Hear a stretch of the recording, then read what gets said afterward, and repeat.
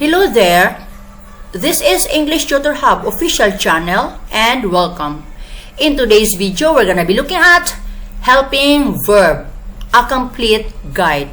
So let's dive in.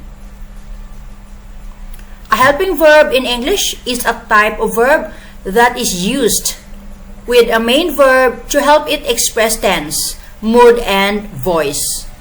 Helping verbs are also known as auxiliary verbs. The most common helping verbs include all the forms of to be, to do, and to have. The main function of helping verbs is to help main verbs to express mood, tense, and voice. Learning helping verbs is so important that you can speak or write in English without them. They are found in almost each and every sentence that we use. Continue to watch the entire video to master helping verb definition, meaning, types, rules, and example sentences with clear explanation. This video covers helping verb, meaning and definition, examples of helping verbs in sentences, types of helping verbs, rules governing helping verbs, and facts or frequently asked questions helping verb. Before you head towards the definition of helping verb, you need to understand the following three essential features that you will see in the definition. Number one, mood in grammar. Mood in grammar tells us about the intention of a writer or speaker. Some types of mood in grammar are indicative mood, imperative mood, optative mood, subjunctive mood, and others. This type of mood in grammar is expressed with the help of a helping verb. Number two, tense in grammar. Tense in grammar informs us of the time of occurrence of something or some event.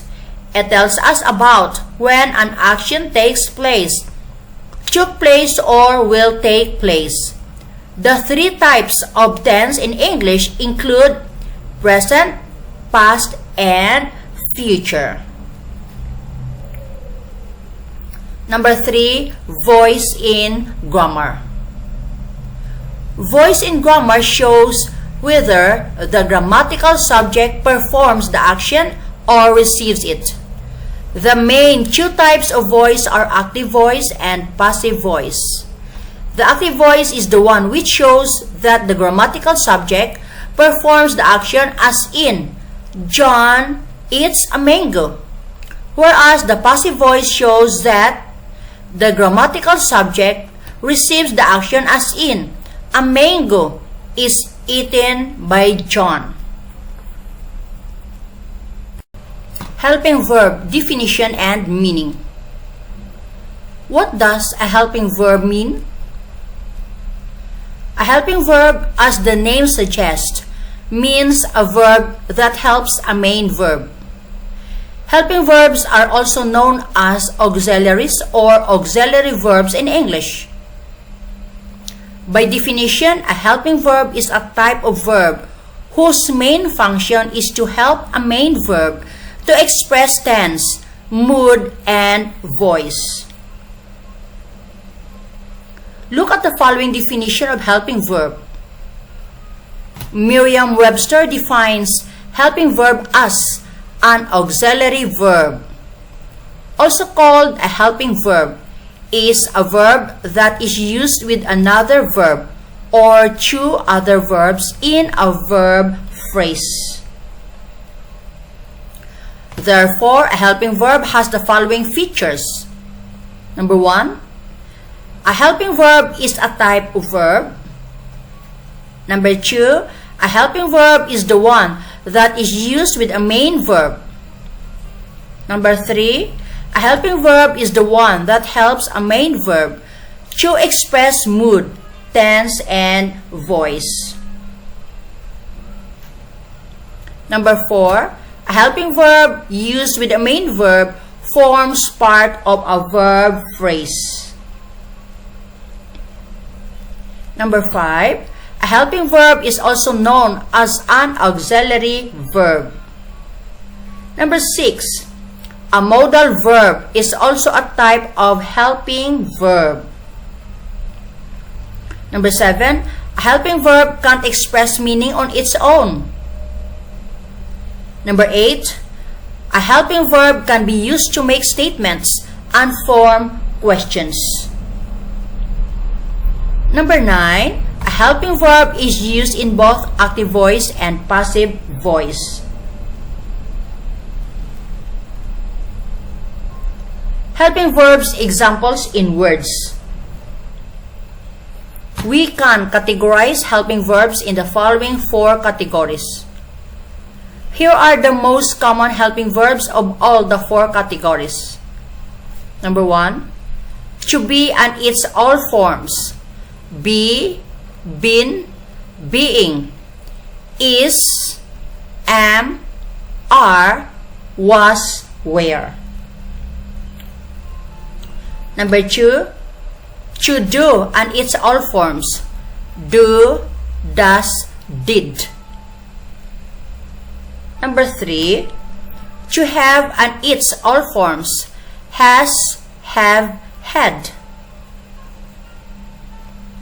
Number 4, modal verbs. Can, could, will, would, shall, should, may, might, must. Linking and helping verbs, a comparative study. Some of the helping verbs such as is, am, are, was, were, and others can act as both helping and linking verbs. Therefore, the confusion which one is a helping verb and which one is a linking verb arises most often. That said, you need to understand the difference between a linking verb and helping verb. The main difference between a linking verb and a helping verb is that a linking verb connects the subject of a sentence to the predicate, whereas a helping verb helps a main verb to express mood, tense, and voice. Examples of linking verb. A, I am a student. B, John is tall. C, she is beautiful. Examples of helping verb. A, I am learning English. John is teaching English. She is working for a company. Helping verbs list. All helping verbs. Here is a complete list of helping verbs in English. Do, are, had been, shall be, shall have been, will have been, does, was, have, will, can, shall, should, is, were, have been, may, might, has been, must, am, has, will be, could, would. The next slide is a practice exercise. Helping verbs, quizzes, and exercises. Question 1. Identify the helping verbs used in the following examples. A. John is handsome. The helping verb is. B. He is learning English. Answer is. C. Why does it happen? Why does it happen? It's does. D. Do you like ice cream? Do you like ice cream? Answer is do. E. Can you lend me your pen? Can you lend me your pen?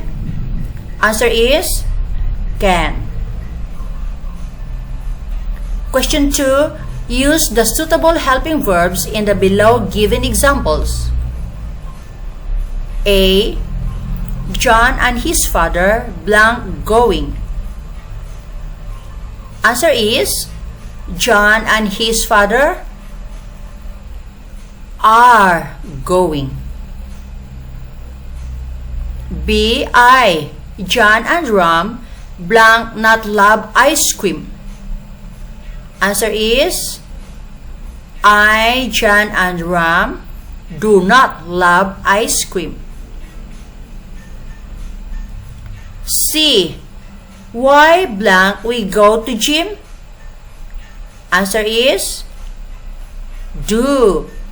Why do we go to the gym?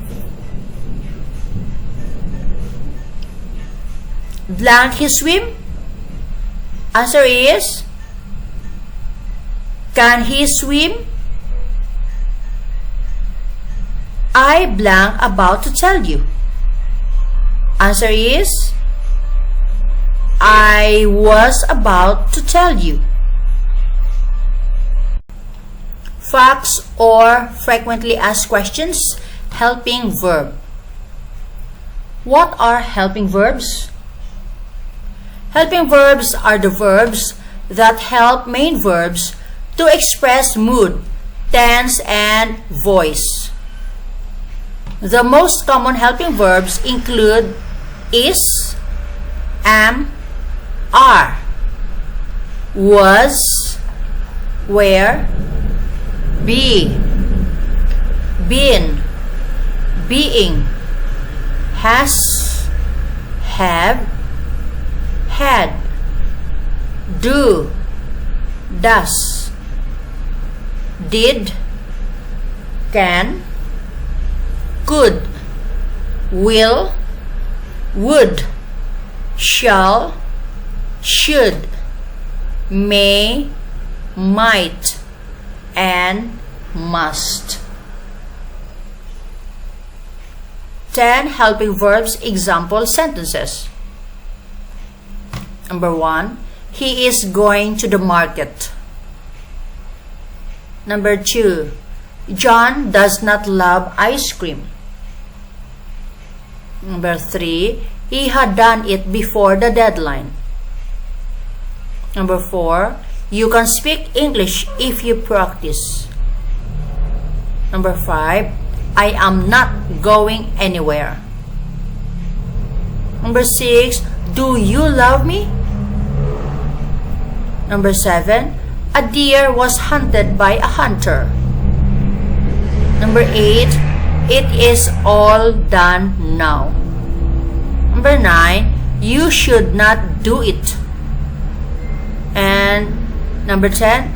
I was present in the class yesterday. How many helping verbs are there?